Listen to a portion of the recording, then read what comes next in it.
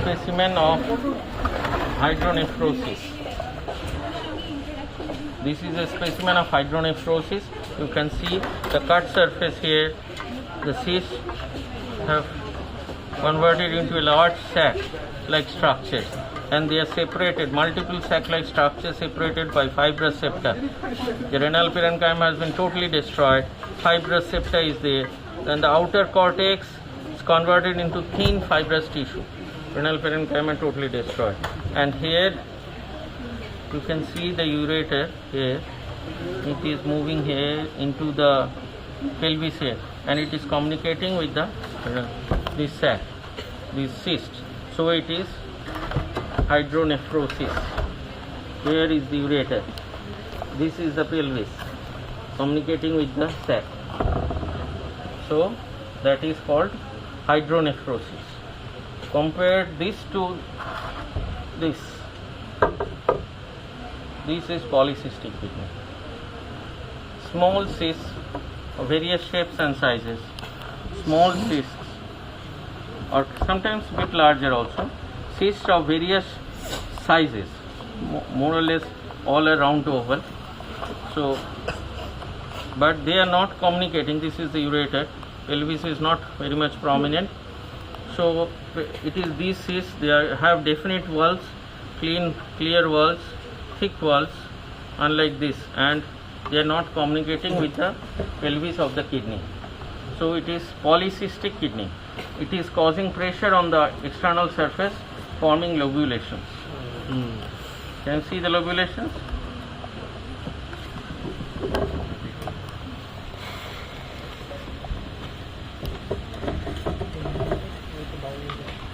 So cysts have multiple. Cysts don't communicate with the renal pelvis. Here is the ureter, you can see here, and it is in the near the hilum. The pelvis is not clearly visible. So if it was dilated, it would have been visible. And the cysts, they have thick walls. You can see here. They are not communicating with the pelvis of the kidney. So this is polycystic kidney. And the external surface, there are lobulations because of the pressure. This is polycystic kidney. Here in hydronephrosis, the external surface is smooth. Here. It can also show lobulations, but here in this specimen it is smooth.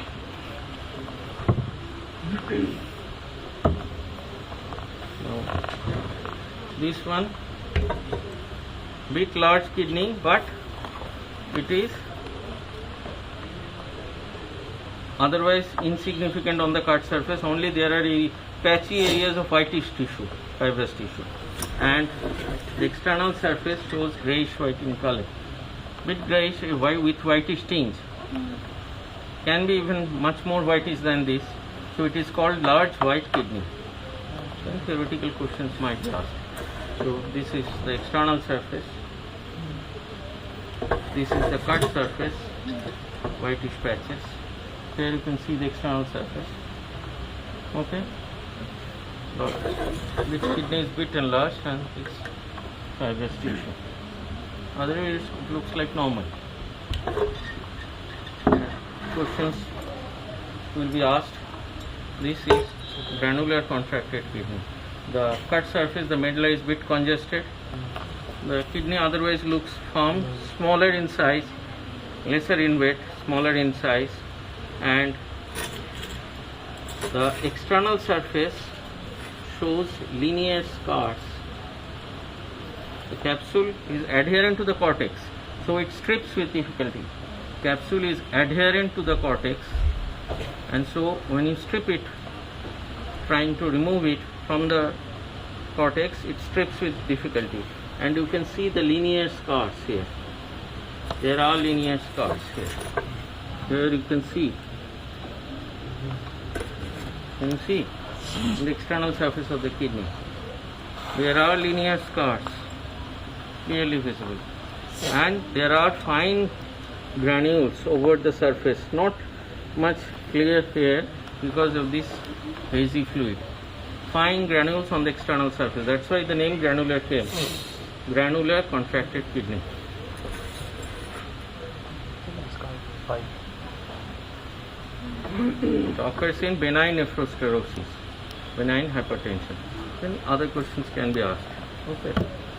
So, and the last specimen, very much important, shows a solid tumor in the upper part of the kidney. The normal renal parenchyma is there. Solid tumor upper part, normal renal parenchyma is there.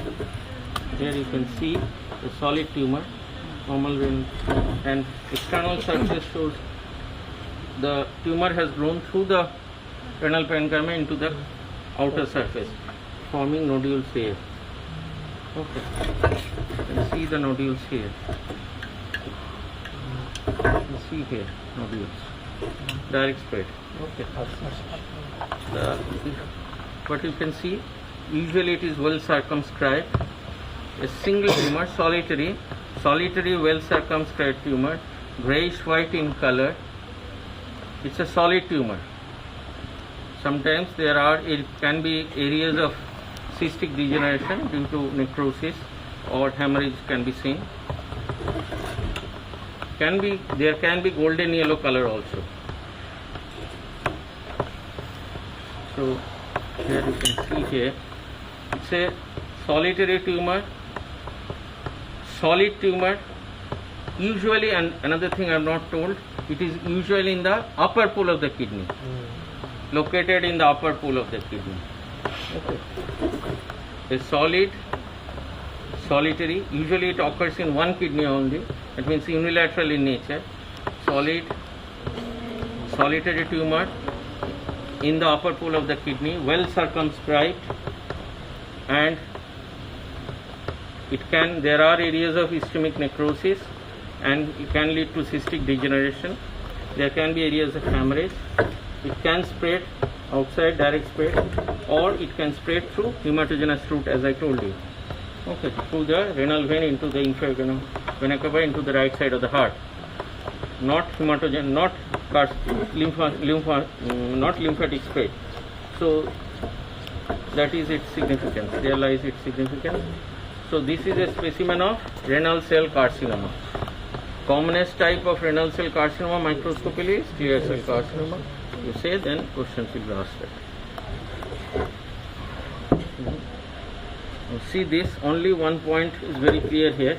Otherwise, usually we give this specimen for the exam. Only thing is that here you can see the tumor is round, well circumscribed. Round, well circumscribed tumor in the upper pole.